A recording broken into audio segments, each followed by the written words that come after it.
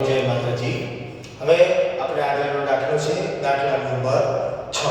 જો હવે અહીંયા પહેલા આપણને રકમ આપેલી છે મિત્રો કે ભાઈ શીલા સુરભી અને સંકેતની ભાગીદારી પેઢીનો ₹1,35,000 નફો 3:2:3 ના પ્રમાણમાં વહેંચવાને બદલે ભૂલથી 2:1:3 ના પ્રમાણમાં વહેંચ્યો છે। तो आ भूल सुधारवा માટે મૂડી ખાતે કઈ અસર આપવી પડશે। એટલે જો પહેલા મિત્રો કે ભાઈ દાખલાની અંદર શરૂઆત કરીએ તો પહેલા તમને જણાવી દઉં કે ભાઈ પેઢીનો નફો કેટલો છે કે ભાઈ 1,35,000। પ્રમાણ કેટલા આપેલા છે આપણને 2 આપેલા 3:2:3 અને 2:1:3। પરંતુ આપણને એમ કીધું છે કે ભાઈ 3:2:3 ના પ્રમાણમાં વહેંચવાને બદલે ભૂલથી નફો ક્યાં વેચાઈ ગયો છે કે 2:1:3 ના પ્રમાણમાં। એટલે જે આપણું પ્રમાણ હતું 3:2:3 આ પ્રમાણ કેટલું હતું સાચું હતું અને આપણને બીજું પ્રમાણ આપેલું છે 2:1:3 તો આ પ્રમાણ કેવું હતું ખોટું હતું। તો હવે આપણે આ જે ખોટું પ્રમાણ છે અને સાચું પ્રમાણ છે એ મુજબ આપણે નફાની વહેંચણી કરી। तो पहली वस्तु जे આપણે કે ભાઈ ભાગીદાર ક્ષેત્રના નામ લખશું શીલા સુરભી અને સંકેત। હવે આપણને નફો કેટલો આપેલો છે કે ભાઈ 1,35,000 રૂપિયાનો નફો આપેલો છે અહીંયા આપણે જો હવે એનો પ્રમાણ કેટલું વેચવાનું છે કે ભાઈ 3:2:3 મુજબ। હવે જો તમને વેચતા ન આવડે તો 3 + 2 + 3 એટલે 3 ને 2 5 ને 3 કેટલા થઈ ગયા 8 થઈ ગયા। 1,35,000 ભાગ્યા 8 ગુણ્યા 3 કરો એટલે શીલાના ભાગે કેટલો નફો આવશે કે ભાઈ 50,725। સુરભીના ભાગે કેટલો નફો આવશે કે ભાઈ 33,750 અને સંકેતના ભાગે કેટલો નફો આવશે કે 50,625। હવે જો મિત્રો કે ભાઈ ખોટી રીતે વહેંચણી આપણે કઈ કરી હતી તો કે ભાઈ 2:1:3 મુજબ ખોટી રીતે આપણે વહેંચણી કરી હતી તો 2 + 1 + 3 તો 3 ને 3 કેટલા થઈ ગયા 6। 1,35,000 ભાગ્યા 6 ગુણ્યા 2 એટલે કેટલો નફો આવ્યો આપણને 45,000 શીલાનો આવ્યો। સુરભીનો કેટલો આવ્યો 22,500 અને સંકેતનો કેટલો આવ્યો 67,500। હવે ત્રણે ત્રણે આપણે વહેંચી દીધો નફો।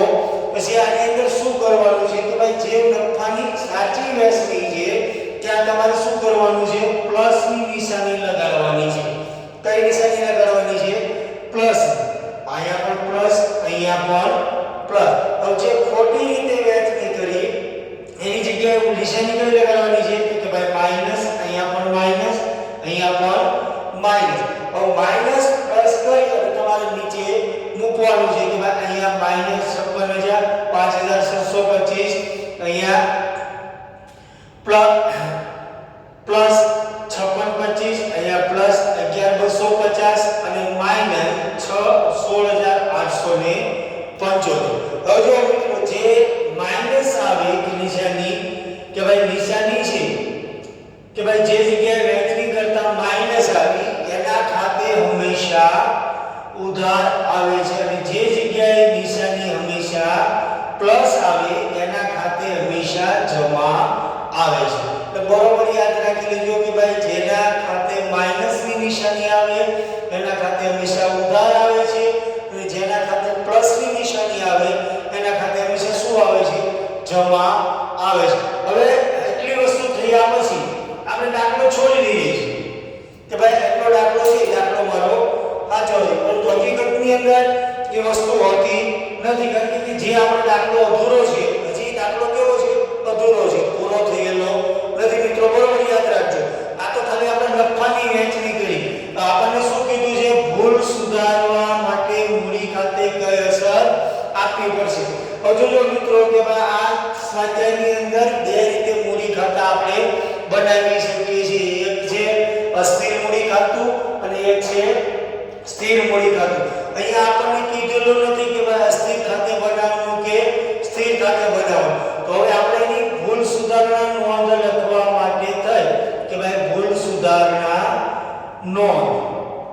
હવે બરોબર યાદ રાખજો કે ભાઈ હમણાં તમને કીધું કે આપણે ખાતું છે સ્થિર છે અસ્થિર છે આપણને કીધેલું નથી, તો આપણે કઈ રીતે એની અસર આપવાની છે. તો પહેલા છે કે આપણે 11મા ધોરણની અંદર આમોલ લખ્યા છે એના પણ ખાના છે આપણી પાસે કે ભાઈ તારીખ, વિગત, ખાપા, ઉધાર રૂપિયા અને જમા રૂપિયા. હવે આની અંદર આપણે શું આપવાનું છે? તો પહેલી વસ્તુ છે કે ભાઈ માઈનસ છે એના ખાતે હંમેશા શું કરવાનું છે? ઉધાર કરવાનું છે.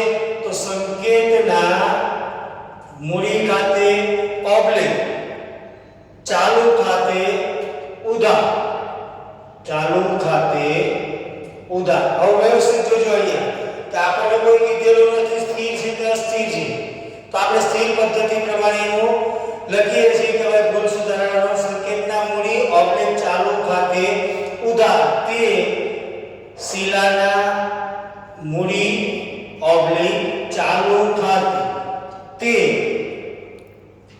સુરભીના મૂડી ઓબ્લિક ચાલુ ખાતે. હવે અહીંયા કેટલી રકમ મળી હતી? 16875.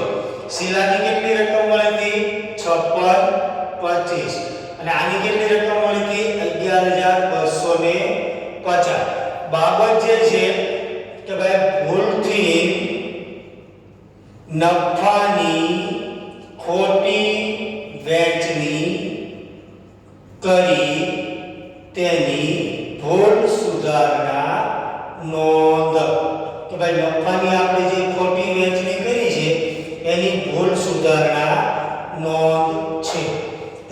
તો મિત્રો તમને યાદ રહી ગયું છે કે ભાઈ ભૂલ સુધારણા નોંધ કઈ રીતે કરવાની છે. જો આ નોંધ ન કરીએ તો આપણને એની અંદર માર્ક મળતા નથી. બરાબર, માર્ક મેળવવા માટે થઈ ભૂલ સુધારણા નોંધ આપવી ફરજિયાત છે કે જેની અંદર આગળના ખાના પાડવાના છે. અહીંયા પણ તમને કીધું કે ભાઈ જે માઈનસ આવે એના ખાતે હંમેશા શું આવે છે? ઉધાર આવે છે.